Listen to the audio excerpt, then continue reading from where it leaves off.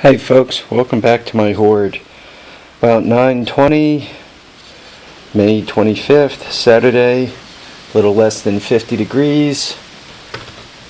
If you look up at my batteries here, you can see it's an overcast, kind of a crappy day. So they're not charged, my Series 29 there. Anyway, I'll get back to my regular programming this stuff probably later today. Right now I just got to get some more scrapping done. I got it's kind of a rainy day. Maybe that makes a good day for scrapping. Let me show you what I'm up to. I don't know, some of you may have already figured out how to I'll get that later, how to strip the aluminum off a heater, off of the radiant heater stuff. Sorry for the wind. I found that if I do a cut with a circular saw down here, I mean crappy circular saw with a crappy blade, you don't want to use your good one for this, and then the stuff peels off pretty easy. Just use a pair of these. So just something quick. Because the difference is, I think they give you less than $1 a pound for this stuff if it's got the aluminum on, if you sell it to them whole, where if you separate it you get 50 cents a pound for the aluminum, which is light, but then you get like 2 1/4 a pound for the copper. So I already stripped, you can see the lines in this stuff, and if you look closely here at the lines here, and once again all the aluminum here, that's a full bucket full. So that's one trick that I've been using. Also for the they pay less for brass than copper. Yeah, big surprise there, right? So if you're cutting copper from fittings like these, there's a brass fitting. I found that if I use my my battery powered Ryobi Sawzall type thing, cut-off saw, that I could cut right up against the fitting. That way you get more copper in your copper pile and less copper that you're selling for brass, because once again brass I think is around 50 cents a pound, copper's 2 1/4, give or take a little bit. So the bigger your copper pile, the smaller your brass pile. Once again, the more money you're getting. The piano in the background, by the way, is my wife. So yeah, I'm gonna go through that. I also have a bunch of these old taco pumps. Hopefully there's enough light to show them to you guys.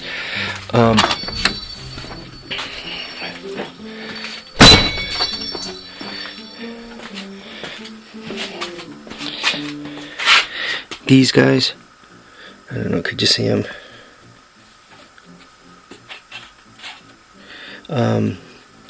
So I'm gonna get rid of those too. I've upgraded to the smaller ones for the heating system. So yeah, I know that if I leave them whole like that with the pumps attached down there like that, I know they only give me metal value, where if I take the motors off I get more money for them. And if I yeah, I got some more. I don't know how well you guys can see them with the glare of the sun there, but there's some more here. I gotta see what it's like if I can take those apart easily to get the copper out of them. I might just do that.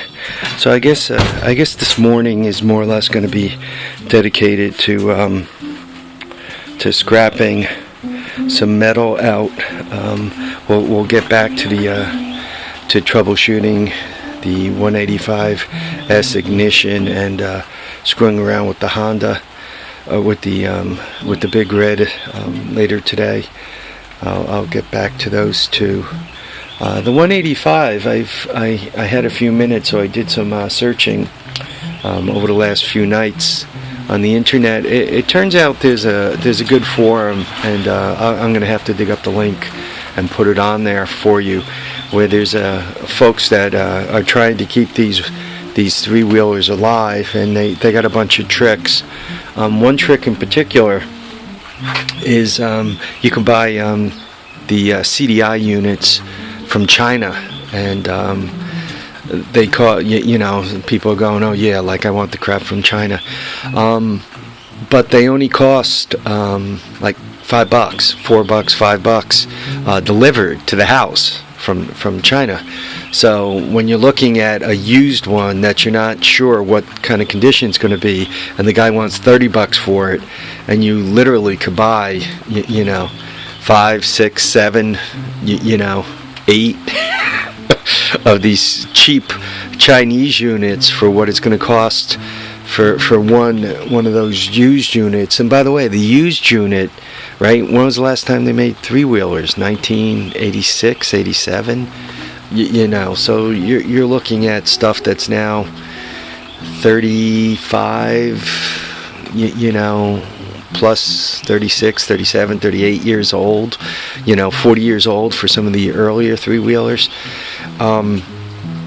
So if you could buy these things for $4 each, even if you blow up one a year, who cares? Right? It'll take you 10 years to get to what it cost you for one of those $30 units that, once again, that's very old, and let's hope it works. Obviously, if somebody's trying to put together an OEM rebuild, new old stock, a true classic, then obviously you try to get the old stuff and put it back in, and you try to keep it alive as long as possible on that. But even if I was doing a OEM restoration, I would probably keep a spare or two of these China ones floating around just in case my OEM dies and I want to keep moving. Alright folks, I'm going to let you go for now. I'll be back later, hopefully with a huge pile of scrap and back onto the normal programming. Thanks for watching, thanks for subscribing. I'm up to 55 subscribers, I like that.